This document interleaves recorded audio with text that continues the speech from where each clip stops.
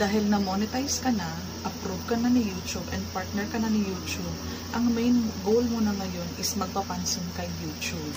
So, kailangan mong matrigger si algorithm. Sino nga ba si algorithm? Si algorithm kasi ang reason kung bakit magiging successful ang YouTube channel mo. So, stay tuned kung gusto mong malaman ang mga sekreto strategies na ibibigay ko sa iyo in this video. How to grow your YouTube channel. Sino si algorithm? Ano yung analytics? Yung video retention, engagement, duration, YouTube search, high traffic, homepage, home screen, recommended videos, suggested videos, sidebar, search engine. Ano ang importansya ng mga ito para maging malago or para maging successful yung YouTube channel mo? Alam mo, ngayon kasi gusto ko i-share sa inyo kasi ito yung pinaka-importanting video as of now na i-create ko, i-record ko para sa inyo. Kasi, na-monetize na tayo. Ngayon, ang boss natin, si YouTube. Si YouTube kasi is hindi naman tao.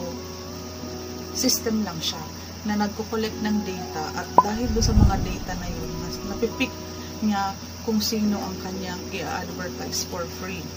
And tayo naman, ang obligasyon natin as content creator is mag-drag ng traffic papunta sa YouTube. Bakit? Para matuwa naman si AdSense. Kasi kapag gumagawa ka ng mga mahabang content, importanteng content, maaasahang content, and mapapakinabangang content, ang mga tao is magtatagal sa YouTube, manunood ng mga video, after one video, after the next video, may mga sikreto palang ganyan. Kasi kung hindi tayo maglalagay ng strategy, 5 years na hindi ka pa monetize, 5 years na hindi ka pa kumikita kay Facebook, kay YouTube.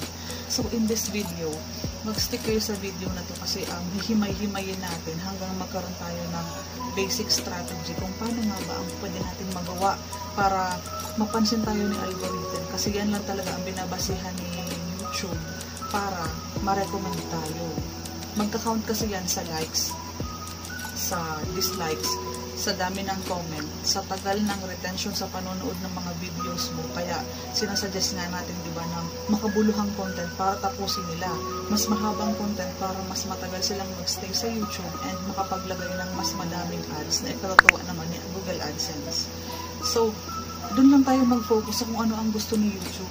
Pwede tayo gumawa ng mga tricks and strategies kasi nasabi ko sa iyo, si YouTube is hindi siya tao. Kung magagawa natin ng first strategy ibibigay ko sa inyo, madami akong ginagamit na YouTube channel na under sa relative, sa anak, sa asawa, at pinapanood namin using yung ibang YouTube channel, yung iba't ibang video na meron ako para makagain ako ng watch hours, para ma-meet ko yung 4,000 watch hours na nire-require na YouTube. Okay? And kapag nag-start na ako mag-count doon sa tinatawag nating $10 threshold, gagamitin ko itong strategy na yun. Okay? And yung next strategy na ibibigay ko sa inyo is gagawa ako ng isang makabuluhang content like paano kumita sa YouTube or magkano ang income kay YouTube ng 1 million view yung video. Everyday kasi yung link ng YouTube channel, yung YouTube video na yun is ipopost ko sa buy and sell group, ipopost ko sa buy and sell group umaga, hapon, gabi.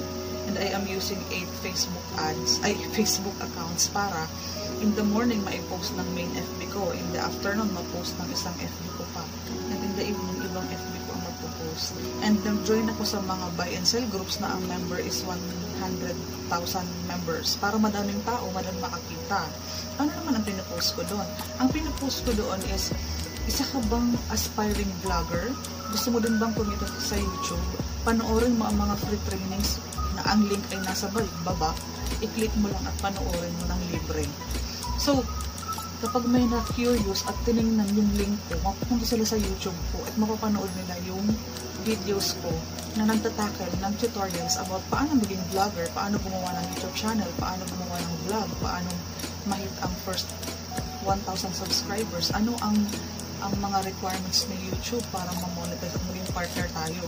So, itong mga bagay na to is ginawa kong one-stop shop ang aking YouTube channel para SM. Ang sabi nga ni SM, we got it all for you. So, yun ang ginagawa ko. Parang ibig sabihin, buy 3 get 1. Ganun si SM. May strategy siya. So sa YouTube channel natin, maraming variety na ang first video is connected sa second video. Ang second video connected sa third video. So one-stop shop. Hindi na siya aalis. Hindi na siya maghahanap sa mga ibang YouTuber, sa ibang channel ng mga topics kasi ino-offer ko na siya sa channel natin at nakalagyan siya sa isang playlist kung saan panonoorin mo na lang ng sunod-sunod. Yun yung sinasabi natin series. Small YouTuber vlog free tutorial series. Yun ang everyday na ina-upload ko para from time to time, balikan nyo na lang, nasa isang playlist na nakaipon lahat ng topics. Hindi ka na maghanap sa YouTube channel ko. At ginawa ko na siyang mas pinasimple para sa inyo. Yan yung strategy. So, mag-join ka ng mga buy and sell group and mag-search ka ng mga, iipunin ko yung mga links ng mga YouTube vlogger community, beginners, chuba-chuchu, pero huwag tayo mag-sub-to-sub kasi may mga ganun doon, ayaw na YouTube yun. So, kasi hinahanap ko yung mga ka-YouTuber natin na community kasi may para-pareho tayong hilig. Okay? Kapag napanood nila yung video ko about tutorial on how to do trainings, may ino-offer akong free tutorials, suggestions, strategies, tips, pwede silang manood doon ng libre. And ang mag-gain ko dito is, yung goal ko kasi na masatisfy si YouTube is araw-araw ko talagang ginugol. Okay? Kasi, ito na. Ang main goal natin is i-advertise tayo ni YouTube sa sidebar. Kapag nag-open sila ng YouTube channel, gusto ko makita mo yung video ko sa sidebar, sa home screen, yung next na video. Gusto ko yung video ko maging suggested video siya, maging searchable video.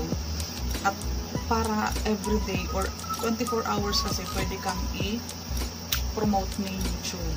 And kapag marami akong views, madami akong likes, comments, at matagal ang taong nag-stay sa YouTube channel ko or doon sa particular video, ipopromote lagi ako ni YouTube. And ang habol natin dito is views. Dahil nandun sa mahabang span ng panonood yung video ads na nilalagay ni Google AdSense. And ang habol naman natin as mga vlogger is magkaroon tayo ng mataas na revenue monthly. In doing this, kailangan natin mag-isip palagi ng strategies kung paano natin mas mapapalago yung revenue natin. So, ang ginagawa ko, tandaan nyo yun, yung paano kumita sa YouTube na video ko. Isang link lang yun, everyday talaga pinapost ko yun. And panapakiusapan ko yung mga relative ko, yung mga kapatid ko na please mag-comment kayo consistently doon sa nag-iisang YouTube link na binibigay ko.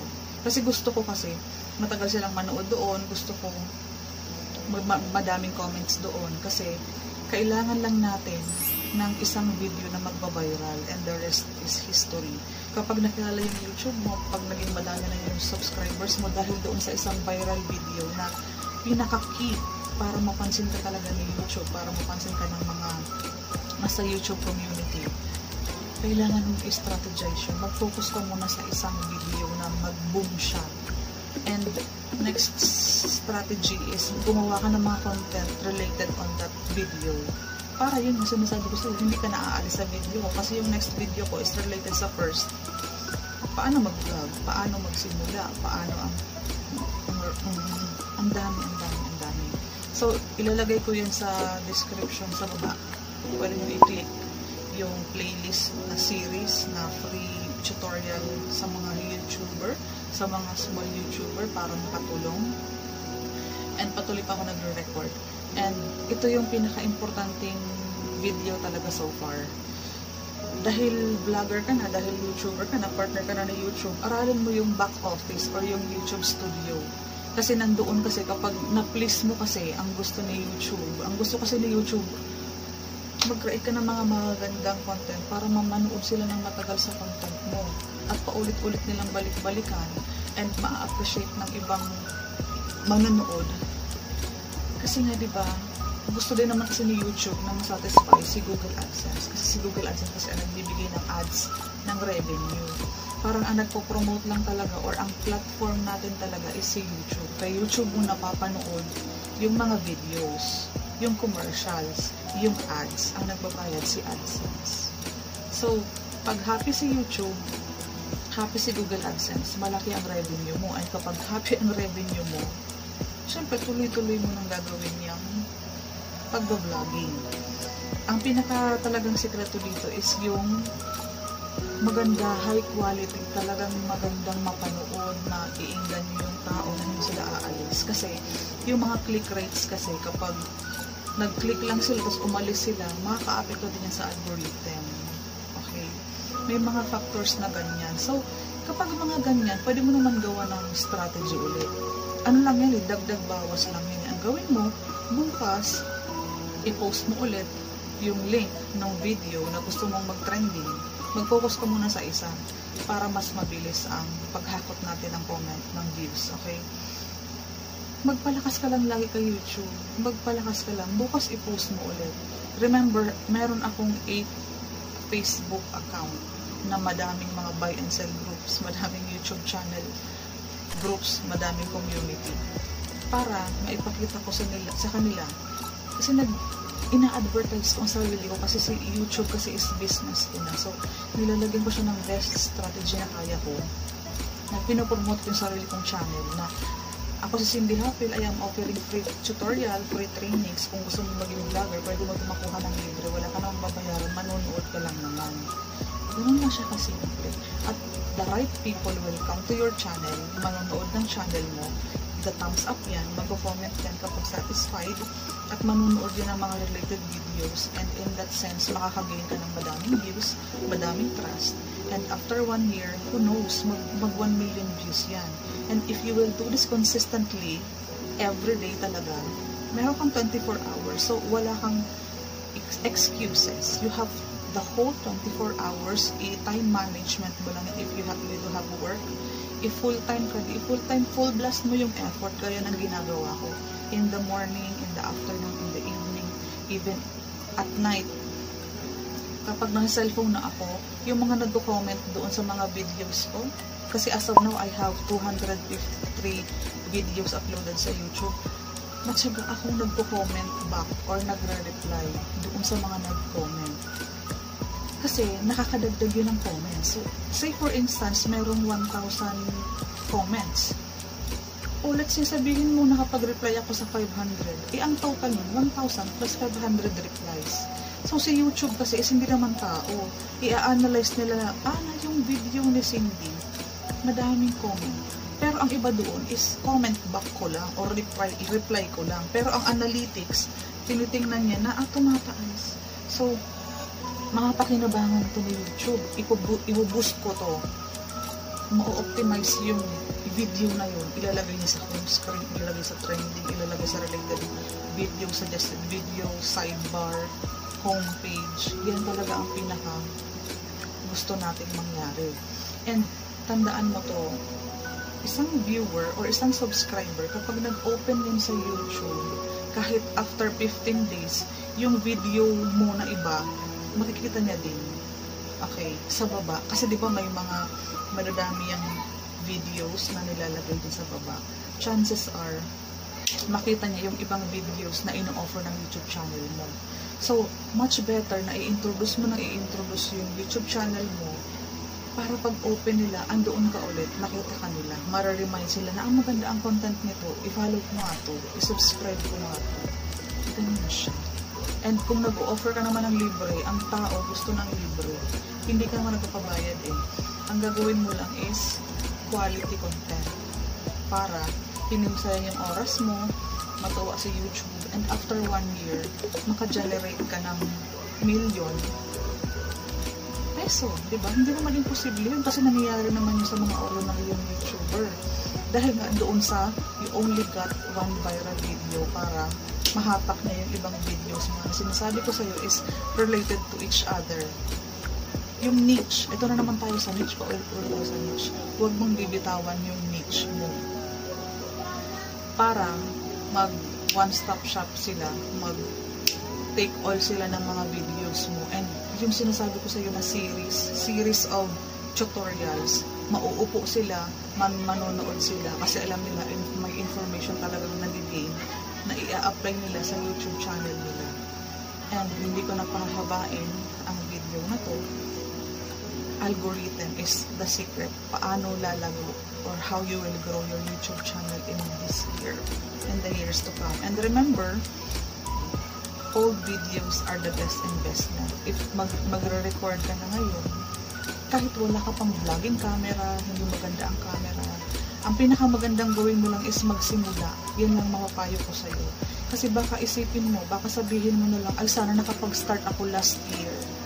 Eh yung 12 months na lumipas, hindi mo na maibabalik yun. So kapag nagustuhan mo na mag-record ng mga vlog, do it. Kahit low quality, gagaling ka naman. Basta ang importante lang is makapag-start ka.